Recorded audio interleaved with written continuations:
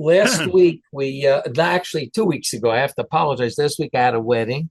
I'll tell you, when you get a wedding from an alum from, I would say, probably close to 25 years ago, and they make the wedding in Israel, even though they live in London, both parties, right? One side was an alum. You don't feel like you can't go because, it's a big thing for them. They're coming all the way to Israel. The kids are getting married in Israel. So you got to go. So that was the reason why. And probably Bezrat Hashem, there'll be a lot more because we're at the stage where a lot of people are marrying off their kids. And you guys know it better than anybody else. Okay, so 2 weeks ago, we started with Reb Yaakov has two approaches. And that's why I sent you the same thing. The first 2 pages are the same thing we had 2 weeks ago. We didn't do the second approach. Rabbi Yaakov had two approaches to the fact that Ephraim left Mitzrayim early, according to Chazal, based on the pasuk in Divrei Hayomim, Aleph, chapter Zayin, pasuk Chav through Chav Beis. Bnei Ephraim left Mitzrayim to go to Eretz Yisrael. They were very ardent Zionists, and they left before the time was up, right? So Reb Yaakov, as he points out, they pushed the Ketz a little bit, right? So Reb Yaakov has two ideas. He mentions the idea of Bnei Ephraim. Why were Ephraim so different than the rest of the rest of the Shvatim? And Reb Yaakov, in both approaches, he says that Ephraim was born and bred and raised in Egypt, okay?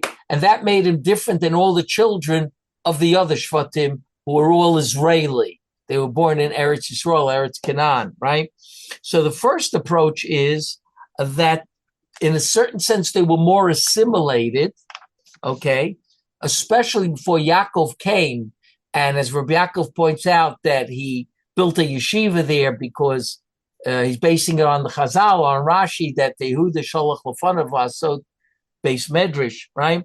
So when Yaakov came, he was able to have influence on Yosef's children, who grew up really in a very, today we'd say a secular environment, but it wasn't secular, but in a pagan antithesis of a Jewish environment, where bris milah was not even, the bris milah was not accepted at all amongst the Egyptians, and also, the stuff that they ate. We ate the lamb; they didn't eat lamb, and there was a lot of kashrus problems, identity problems, and Rabbi Yaakov says that until Yaakov Avinu came, they were more on the assimilated side, but they had a lot of pride, a lot of Jewish pride.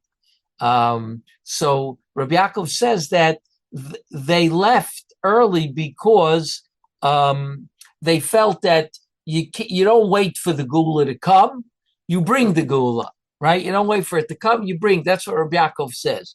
Which when I worked on this with Reb Yaakov Kamenetsky, we both know that Reb Yaakov meant the secular Zionists here.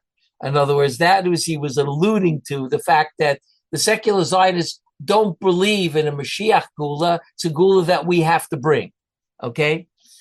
And he's alluding to that over here. And when Yaakov came to Eretz Yisrael, to Mitzrayim, he educated the kids. And he educated Yosef. He didn't need to educate so much, but the kids were more part of the culture of Egypt already, Ephraim and Menashe. And Ephraim more than Menashe, because Menashe was older, and therefore he wasn't as seeped in. And Rabbi Yaakov is going to point out how he knows that Ephraim was more seeped in than Menashe. He'll point this out. And therefore, when Yaakov passed away, and the Shvatim passed away, the Bnei Ephraim, didn't want to wait. They saw that things are getting bad in Egypt, and they said, listen, we got to leave. That's one approach. And they left and they were killed. Okay. And then, according to Chazal, Yecheskel resurrected them. That's one opinion in Chazal. They were all resurrected. They were laying for probably, close to 1,000 years. The bones were just laying there, and wherever it was on the way to Israel, Derech Eretz Plishtim, and eventually they got Chias HaMesim, right? And Rabbi Yaakov understands that there was a certain feeling that there's not going to be a Geula anymore. Like it says that the Jewish people, the Nimshal, Yecheskel, says is that the Jewish people are giving up hope on ever having a Geula, right? Avadnu, Nigzarnu, they said, and then all of a sudden they got Chias HaMesim, and Rabbi Yaakov ends by saying, "Vit orer bam hergish Yisraeli ki Yisrael gamur," right? So Reb Yaakov is there alluding again that at a certain point, right, they're going to give up, and yet God is going to come along and strengthen the Jewish people that they'll get another shot of a Ruach Yisrael in them. So that's the way he learns why Ephraim was chosen, Dafka, because Ephraim would leave early because he had the confidence, and he wouldn't take the Egyptian making him a servant or a slave, and he felt that, you know what I mean, we have to do it. We can't wait for Mashiach. We have to do it. That's one pshat. That's not the pshat I heard from Reb Yaakov. The second pshat is what I really heard from Reb Yaakov, and that's what I sent to you today. It's, again, obviously going to deal with Ephraim because that's the pasuk, but he's going to take a little bit, or not a little bit, a different approach to Ephraim. And that's on page Tuf Nun Vav. And it's, everybody got what we sent today, I assume, Tuf Nun Vav. And on the right column, Od Nira Levair, Madua Hoyu Elu Dafka B'nei Ephraim Shadochu Kosaketz. Right? Rabbi Yaakov wants to know, why is it B'nei Ephraim, like it says in Divrei Yomim, that left Mitzrayim early and were killed? So he says, Od Nira Levair, Madua Hoyu Elu Dafka B'nei Ephraim Shadochu Kosaketz. They pushed the end of the Golus. V'lo mibnei Menashe, shegam hu nolad Mitzrayim. Menashe was also born in Egypt. So why is it Ephraim that left and not Menashe? V'hu al pi mashe pam darashti b'shnas tofreish sadi dalet. Okay, this is in Rabbi Yaakov's Ksav Yad. Rabbi Yaakov says, in Tofreish Tzadi Dalet, 1934, I gave a drasha. Belita, in Lithuania, כשהחליטו להחרים את תוצרת גרמנית כתגובה על רדיפת היהודים שהתעצמה אז בגרמניה. When there was I decided, not I decided, but the people in Lithuania, probably in Poland too, decided to Lachrim means they're not going to buy the products of Germany. What do you call it? Boycott. Boycott. Excellent. Lachrim is to boycott Totzeret Germanat, which, by the way, when I grew up in America, that was the way. Nobody dared buy a Volkswagen. Those little funny-looking Volkswagens that looked like I forget what kind of little bug. Right? It was this little Volkswagen. That's not a sacrifice. If you don't buy a Mercedes, then that's the sacrifice. Right. True. But nobody. We didn't buy Pepsi. Nobody bought German appliances. It was you looked where it was made. If it was made in Germany, you didn't buy it. That's when I was growing up. He says in Lita in 1934. Now Hitler came into power, I think, in 1933. Am I correct?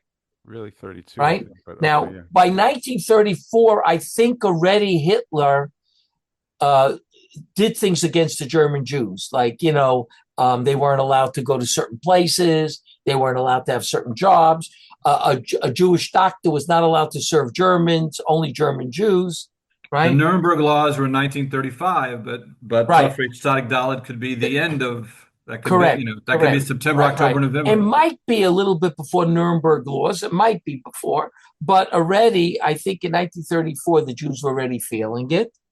So he says, "Kitguf al read difas haYehudim shetatzma os b'gemayim." I mean, we can't deny what Reb Yaakov is saying because Reb Yaakov was living at that time, and he says the Jewish people, Lithuania, which was not that far from Germany, heard what Hitler is doing to the Jews, and they boycott his products.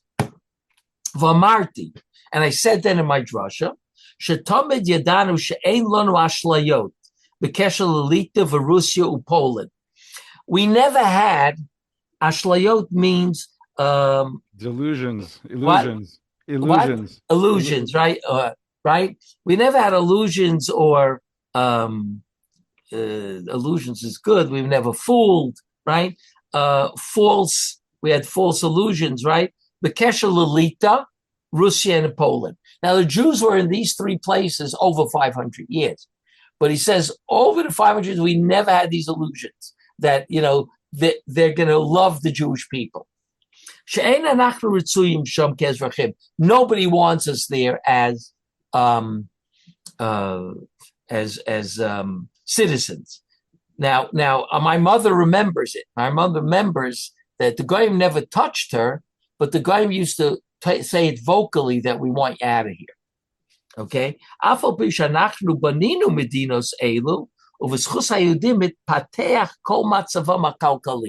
Even though we built these places, Rabbi Yaakov was talking as a historian, but I did the research, and Rabbi Yaakov was not wrong. The Jews were invited into Russia, Poland, and Lithuania in order to build a country. Okay, Germany was torturing the Jews, and other places in Western Europe, and these I would call them aristocrats or the people owning the lands in the unsettled lands of Poland, Lithuania. It was like forested lands, right?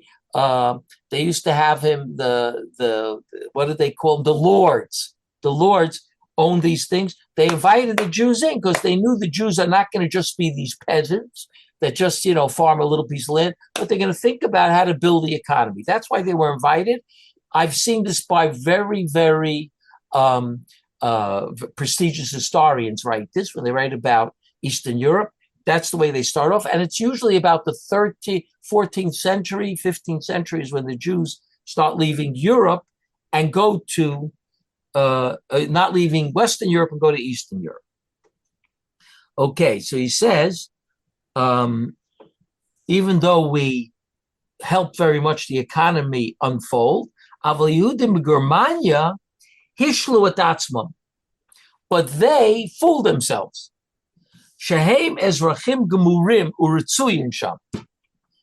Okay, they thought about Germany, right, that they really wanted there. People want them in Germany. They're helping the German people. They fought in World War I, right? Many of the Jews, right? They were scientists there, doctors, lawyers. They were really on the upper class of Germany, and they felt that the Germans, they felt that the home is, the way Meshech Chochmah writes, right, that Berlin is Yerushalayim, right? That's what the Rebbe Simcha writes in the 1920s. The Jews in Germany think that Berlin is Yerushalayim, right? Now, v'achshav ha'ashlaya shalahem tafcha lahem al pneim. That's a lashon of Chazal.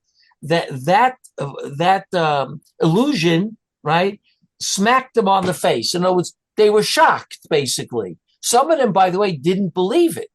Even after Hitler, the Nuremberg laws, they still didn't believe it. They said it's just going to be for a short amount of time. It can't be. We're such good citizens. We're so faithful to the German, world and the German government.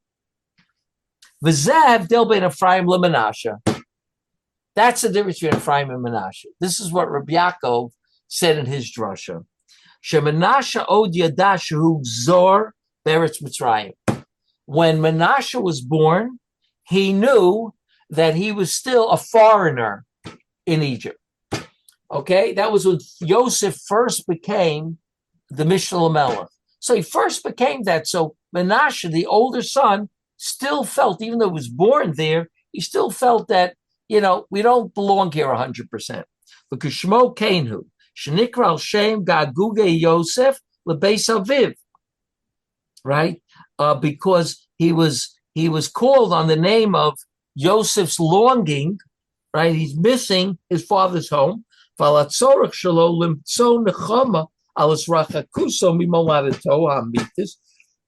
Yosef was trying to get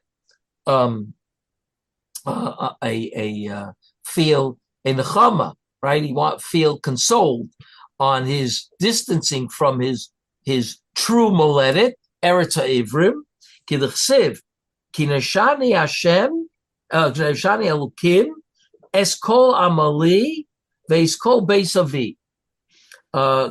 Nishani means that God made me forget all my toiling and the house of my father, right? In other words, you see from what he named him Menashe, Ki Neshani Elokim, you see that that he was longing for his home, right? Because that's what he's talking about here. Kol Amali is Kol Beis Avi, right? So God is helping him, move on, so to speak. Aval Ephraim, Farhirgish, Atzmo Ke'ezrach Gomuv Mitzrayim. But when Ephraim was born, Yosef was already, a couple of years later, he was already quite successful, Yosef, and was quite involved in the Egyptian world, right? Ukamosha Shmo Malamed al Zeh, Ki Hifrani Elokim Be'eretz Ani. Not only Nashani, but Hifrani.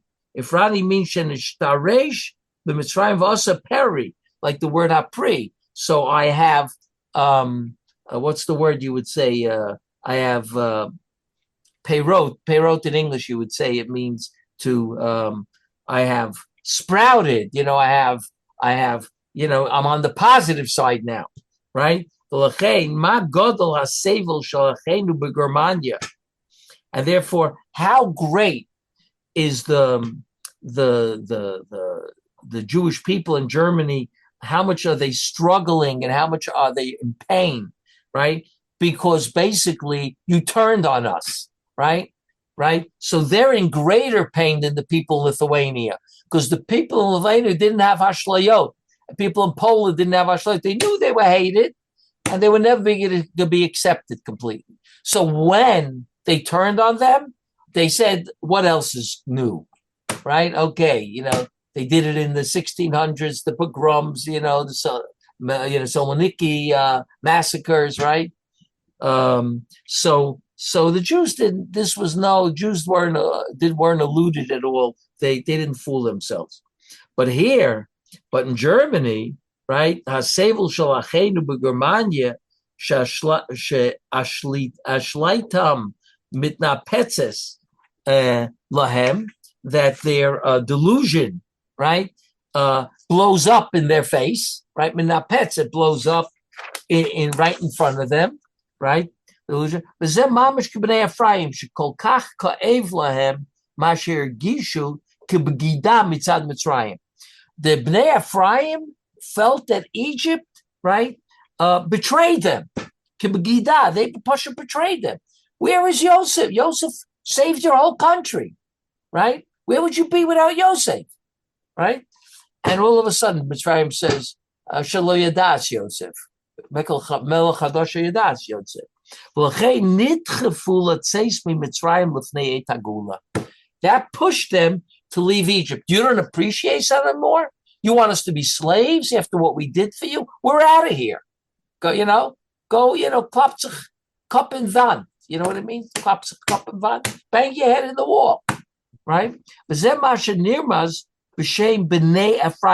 what in where we're learning now in Divrei Yomim, that's what we mean over here. The Bnei Ephraim niskanu elu sheyatzu mugdam. They prepared, right, from the word tochnit, right? They prepared that they would go out earlier than the than the original Geula, so to speak. That's why the Bnei Ephraim left, because they were Zar for Ephraim, and they felt more than Menashe that you betrayed us, Egypt. You gave us a slap in the face. Misha hit Azreach, what the fellow who became a Ezrach, right? He became a citizen. V'hitara, and he rooted himself. Ara means to root yourself. Kol kach b'mitzrayim b'sof, hiru lahem ha'mitzrim. And at the end, the Mitzrayim just did evil to them. Instead of Akaras Tov, there was Kafui Tov, right? So they said, we're out of here. In other words, the Jews didn't feel the confidence of the Bnei Ephraim, who grew up with these people, right? If you take a look at a Jew, my father who came to America, right? He didn't feel the same way as I did. He liked America. He loved America. But he felt more like a stranger. He was a greenhorn. But the next generation was born, right? And they felt, I'm just as American as the Italian or the Irish or whatever it is. Don't tell me because I'm Jewish, I'm not American. I feel just like you guys. You know, your grandparents came from Italy. My grandparents came from Eastern Europe. So what, right? But my father didn't feel that way. He didn't feel as comfortable as I did. Not only because of the language and the culture, it's just that when you come to a new country and you're not part of the language and culture, you just don't feel so comfortable. And you feel still like a guest, so to speak. But the next generation, like you guys probably have, your parents were born in America, right? But let's say your grandparents or your great-grandparents were not. I'm sure that's the way they felt. You know, America was a land of opportunity. Nobody disagreed with that. And Jews took tremendous advantage of the fact that it was a land of opportunity. And it was very different than trying to build your life in Russia or Germany or even, I mean, under the surface in the early parts of the 20th century, there was anti-Semitism under the surface, but no one would admit it outright, that there was a certain amount of students could get into Columbia or to Harvard or, right? There was, couldn't go to golf courses and stuff like this, hotels and the Catskills, right? It existed, but not like it existed in Europe. It was under the table. No one would admit it. It was rare that you saw a sign, no Jews, no blacks, and no dogs. It was extremely rare. It existed, but it was extremely rare. Okay, so that's what he basically says here, that Ephraim was the one that left because Ephraim felt the most slighted. All the Jews felt slighted, but the Bnei Yosef felt the most slighted because they were the children of the fellow who built the whole industry of Egypt, right? And he felt more than anyone else because he felt like an Ezrach. Okay, that's Reb Yaakov. That's what I heard from Reb Yaakov. We're going to talk more about this, okay? Reb Yaakov is going to show many more proofs that Ephraim felt differently than Menashe. V'chacham echad hikshel. And one wise person asked me, right? Eich higia b'nei Ephraim l'chishuv hamuta'a shecheshbon 400 shana matchil mibris bein absarim. Right? How did they come to? Because Chazal say there's, I think, a Chazal, not all the Chazal, but one Chazal says no. They made a calculation, but they didn't start from the time they went down to Egypt, which is about 210 years when they went out, right? But from Yitzchak it is 400 years, right? Because by Avram it says 400 years by Bris Bein Absarim, but the Chazal say it didn't start till Yitzchak. Okay, Ephraim, Chazal say said no, it starts from Avram, but Bris Bein Absarim, right? That's what he was told, right? And that's when it starts. Now it doesn't say over there it starts then, right? And even it doesn't say it starts with Yitzchak. I mean, we have to kvetch and say why is Yitzchak feeling already the Golus? Why is Avram Bris Bein Absarim feeling the Golus, right? The real Golus was the 210 years. So how does Chazal get, the Pasuk says 400 years, then when we leave, okay, it says 430 years, but that could be we 430 years was because we knocked off the 30 years because it was, we wanted it to be an even amount. So God said 400 years, right? But Reb Yaakov says, someone asked him, where did they come to this? Harei ze gufa shacheshra matchil mileidas Yitzchak v'lo uzman yirida sabla Mitzrayim. This itself, that we start from Yitzchak and we don't start from going down to Egypt when we actually became slaves. Shefshal lahosif od kuf tzadi shana al haradu, right? Chazal say it was redu, right? Based on the pasuk over there by Yaakov, redu shama, right? It says that that God said to Yaakov, redu shama. I think it's God saying it to Yaakov.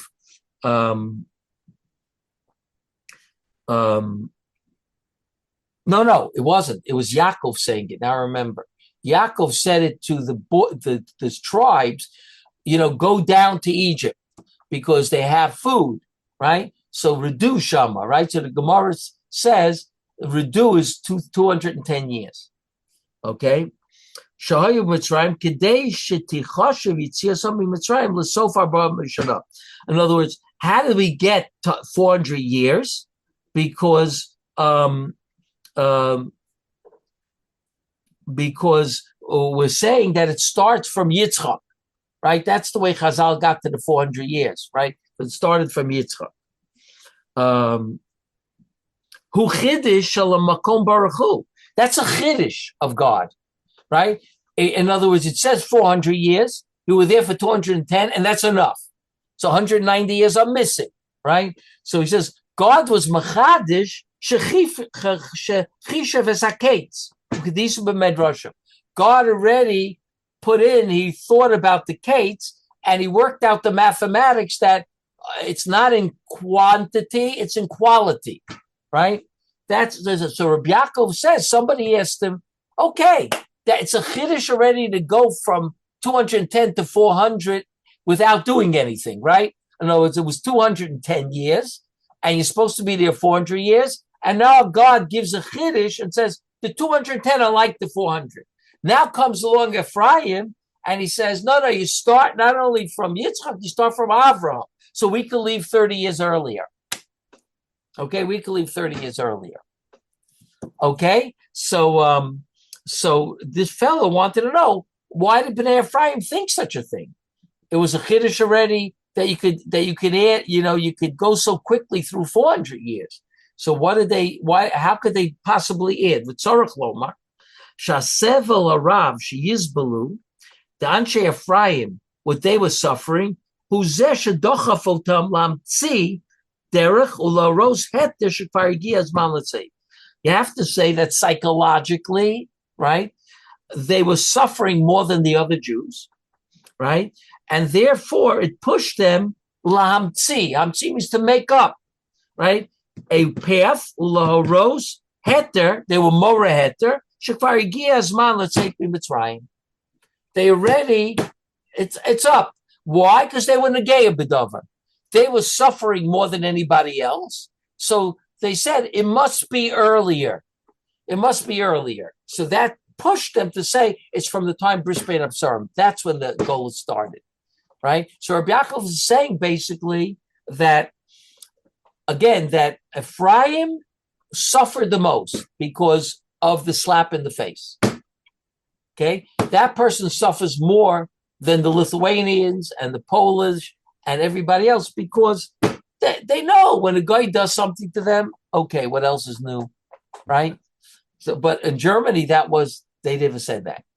Okay, Ulafizeh. Now, Reb Yaakov comes up with an earth-shattering chiddush here.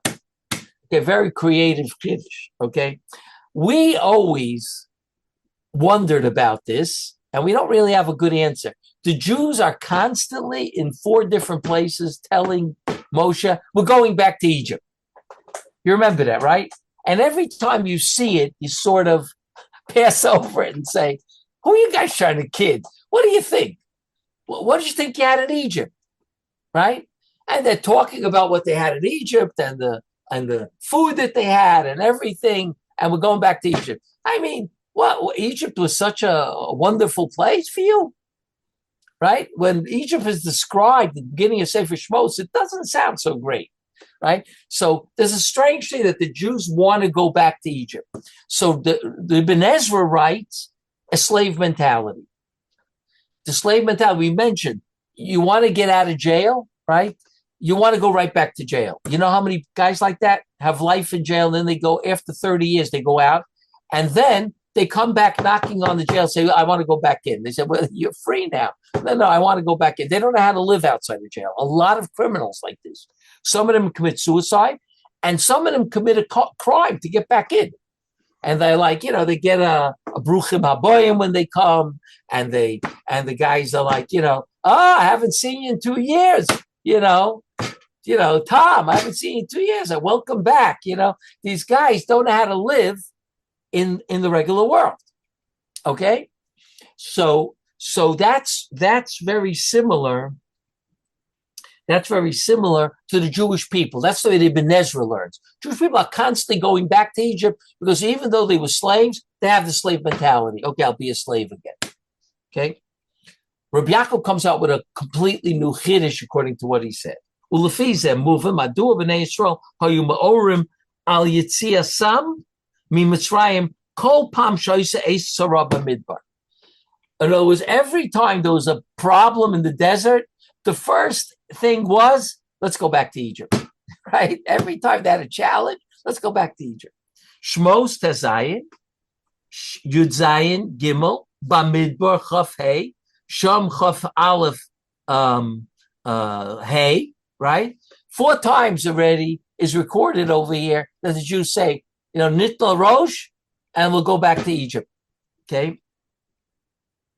For whom Mishum Shestapku Ulai, Hayitzi Mitzrayim Hoshe B'Terem Eis Kamo Sheyotzu B'nei Ephraim L'fnei Hazman. Every time they saw a problem, they started thinking, you know why I have this problem? Because we left too early. Now we want to go back because we're the prisoner that wants to go back. No. They started thinking, if we're suffering in the desert, it must be because we left too early. So let's go back to Egypt. That's the way Reb Yaakov was understanding what was pushing them. V'hoyu mistapkim in be'emes shilmu arba me'ot shana. They want to know if the 400 years was finished, or maybe we left too early because it wasn't 400 years, right? So maybe we really left too early. V'hoyu mitganev chshad belibam al atzmam she'ulai beglal ritzonam ha'az ligoel. They started thinking, we really wanted to get out, right? Not to leave on laskim, kigia mo and agula, kasher adayin nishar lehem lios adayin begolos. Just like Ephraim pushed the Ketz because it was so bad, so they made a calculation on how to do it early, right? So too, the Jewish people started thinking, maybe we left Egypt because it was so tough on us, and we had the opportunity, right? But maybe we shouldn't have left yet. Now, he's not denying that God did miracles, right? But at the end of the day, Reb Yaakov, orally, he said, the Jews were thrown out of Egypt at the end. They didn't leave against Paro's will. Paro threw them out. He said, get out of the country. You destroyed our whole country. Get out, right? Goresh you goresh eschem misham, right? God says to Moshe, they're going to chase you out. So the Jews started thinking, maybe we left too early. And maybe Moshe Rabbeinu didn't get the right calculation. He did, he did arba nikudot in Bagrut of mathematics, but maybe it wasn't that chamisha. You can have this chamisha, right? You don't have to do arba, it's till chamisha. So maybe he didn't get the math right. V'lazot kasher HaKadosh Baruch Hu haya osa lehem nisim kamo Yeridas Hamon o be'era shel Miriam hayu mishtachnim shachesh b'nu meis Hashem. And that's why he says, God said to them, I'm going to give you, when they complained about there's no food, so God says, I'm giving you the mun, right? He didn't like make an animal appear. I'm giving you the man. Why? Reb Yaakov says, so you'll know I wanted you out of Egypt. So it's in the right time, right? And God is the one that made the calculation. He decided that the time of their servitude is over. Ukemosha kosov be'inyan haman. Vidatem ki Hashem otzi eschem eretz Yisrael. A strange thing. By the Amun, it says that Moshe Rabbeinu said to the Jewish people, God's giving you the Mun. So he says, so you'll know that God took you out of Egypt. What the heck is that? How does that come into play? What does the Mun have to do with knowing that God took you out of Egypt? He said, Reb Yaakov says, now the pasuk is very good, because the pasuk is saying, the Mun is going to show you that I took you out on the right time, that God took you out of Egypt, not Moshe Rabbeinu. God took you out of Egypt. Okay? How long did this doubt continue with the Bnei Israel in the desert? Wouldn't it only have continued for the first, 6 months, a year, until they saw that it wasn't involved in anything? Why was it for 40 years? Well, no. The truth is that all these 4 places, I'm pretty sure, were at the one of them. It might be a machlokis by Korach, but the other 3 places are before the Jewish people had the gzeira of being in the desert 40 years. But some people learn Korach was also before the 40 years. Some people learn like that too. There's a machlokis them about it. But you're right. If it's 40 years, then it's a little bit strange that the Jews are still complaining. And again, the point over here is that the next generation, they didn't have to fight with. The next generation never says, let's go back to Egypt. The generation that left Egypt says, let's go back to Egypt. The kids born in the desert, there was no way they were going back to Egypt. Okay? Because they had already the self-confidence of not growing up when, according to the Ibn Ezra says this, they didn't have the mentality, the servant mentality, because they grew up in the desert. They didn't grow up in Egypt, right? But that's why Reb Yaakov is saying is that except for that 4th one, which is a machlokis, all of these were in the 2nd year, I'm pretty sure. Yeah, I check it. I don't remember, but I'm pretty sure they were in the 1st and 2nd years of the Jews leaving Egypt. And they weren't sure. But again, once there was enough miracles from God, they thought, according to Reb Yaakov, even the giving of the Torah didn't automatically send them that they were leaving Egypt. Because Reb Yaakov learns that the Torah would have been given just if they went out for a short amount of time so they can go back into Egypt, Reb Yaakov held, and now have some Torah in Egypt, which will keep them from assimilating out into Jewish culture, into Egyptian culture, Egyptian values, right? If they have Torah values. So that's the way Reb Yaakov wants to say a chiddush, basically, of why the Jews kept wanting to go back. The Pashup Pshat is Ibn Ezra. Reb Yaakov comes out with a chiddush that no, they weren't sure about the Ketz HaGeula over here. That's the way he's learning. Okay.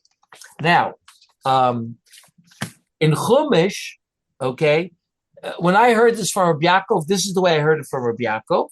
The last piece I didn't hear from Reb Yaakov about why the Jews were why the Jews kept complaining, right?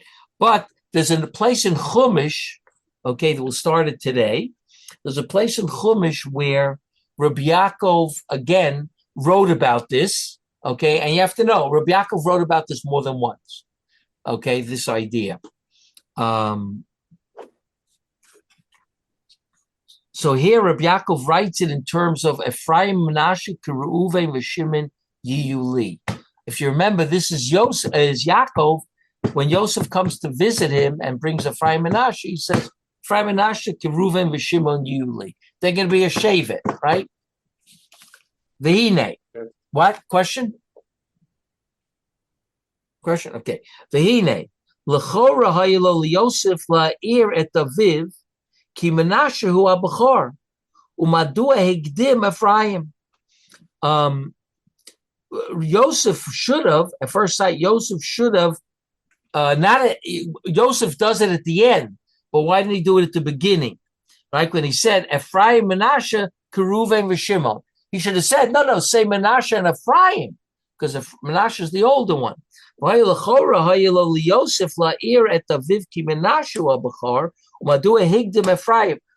did he, right, mention Ephraim before Menashe?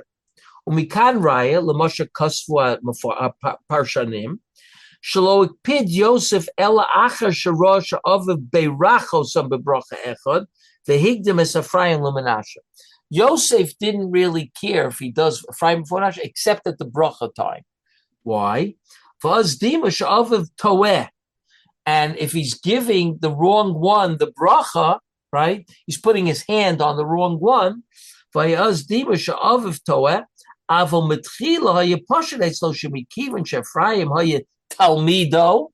Ephraim was his student. It's not a question that Yaakov would put Ephraim. Now here he says Ephraim was his Talmud. Obviously he's basing it on the Rashi, right? The Rashi says that where's that Rashi? Rashi says, hold on one second.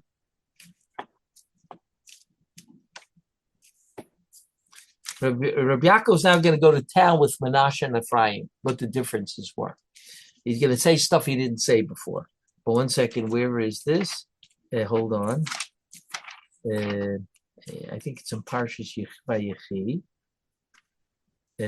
Here. Rashi has a discussion here. One second. V'yeshomrim, Rashi says, on the first pasuk in Parsha in Siman Memches, Vayacharei advar meila Vayomer Yosef hinei avicha choleh. They said to Yosef, "Your father is sick." Vayikach hashtei vanav imoas Menashe ben Ephraim. Here it says he took Menashe and Ephraim. Okay, Rashi says. V'yeshomrim she'Ephraim hayuragil lifnei Yaakov b'Talmud. There are those that say Ephraim was more accustomed with Yaakov. They used to sit and learn. Ukeshechola Yaakov beretz Goshen holach Ephraim eitzel aviv l'Mitzrayim la'agidlo. So Vayomer Yosef is going on Ephraim, who used to hang out with his grandfather. Okay, and he was his Talmud. Now it could be that Yaakov took him as a Talmud because he thought that he was getting to assimilate it. So Yaakov said, "I'll learn with him privately." You know, when you start getting assimilated, you need the Zaidi to take you in there and actually learn with you. So that's what Reb Yaakov means over here. That Yosef didn't really care about the fact that he put Ephraim before Menashe over here. Ephraim, Menashe, Keruvim v'Shimon right now, because he knew that his Talmud is Ephraim. That comes first. V'ulai yesh lomar, maybe we could say something about this. The be'emes kosher, because we could say something else here. Why? Because the truth is that it's difficult. Why? Eich lo yirei Yaakov she'akpidu ha'achim she'yivarach bebrachim muchedes es b'nei Yosef mashalo asu l'chol banav. Why wasn't Yaakov afraid after he had the whole episode with Yosef and his brothers? Why was he afraid? Why is he making these grandchildren special? Right? And no one brings their grandchildren to Yaakov. Only Yosef brings the grandchildren, and he gives them a bracha. Why wasn't Yaakov afraid that everyone's going to say, like, what the heck is going on here?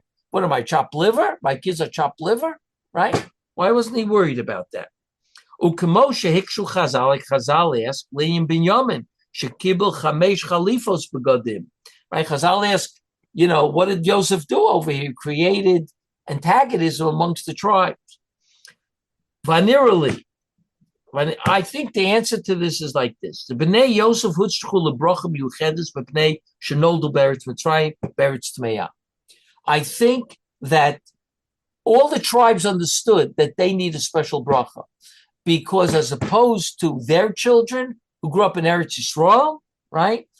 Yosef's children grow up in Egypt, and to be successfully stay from Yid in Egypt, right? You need a special bracha. V'lo ro beiso shel Yaakov. They never saw the house of Yaakov. V'hayore shema yitma'u bein hagoyim b'zman galusa. And they were afraid that maybe, he was afraid, Yaakov, that they'll, yitma'u means to assimilate. Bein hagoyim b'zman galusa, while they're in Golus, which there are a lot of precedents for that. Ulefikach hayitzorach Yaakov lakiram kavon of mamish. He treated them like his own sons. Kiruven v'shimon. That's to say, you guys are for me my own children. You have to be from because you're one of the tribes, right? Yaakov did this in order that they should feel so Jewish. So he gave them special attention they didn't give to the other ones. V'zeu masha digduk Yaakov lomer v'atosh shnei vanecha noladim lecha be'eretz Mitzrayim Keruven v'Shimon yili. And now Yaakov says, your two children that were born in the land of Egypt, he's talking about Yosef. Of course they were born. Why are you telling me the two children that were born in the land of Mitzrayim? Keruven v'Shimon yili. Because that's exactly the point. Because they were born in Eretz Mitzrayim, Yaakov says, I want you guys to understand that you're carrying a lot of achrayut. You can't just assimilate out here. That's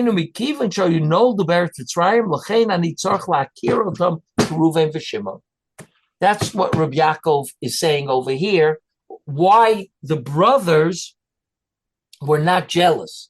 Because they knew that these kids, right, who grew up like in the conservative shul, reform shul, they needed the NCSY. The other Jews didn't need the NCSY. They needed more attention because they grew up in this pagan culture, in this with certain what do we call them values, Egyptian values, and they need to be more. And that's why Yaakov used to sit and learn with Ephraim, because he felt Ephraim really needs to be Judaized, because they didn't grow up with a grandfather. They were grown up already. They didn't grow up with a grandfather. Ulefize nira, she'Ephraim hayitzorch la'akara zu yosem Menashe. Okay, and now I'm going to show you why Ephraim needs it more than Menashe. Shem navo lashkif al shemosam. If you're going to look at their names, nira ki Menashe nikra al shem ki nishani, right? Nishani elukim es kol amalia ves beis aviv.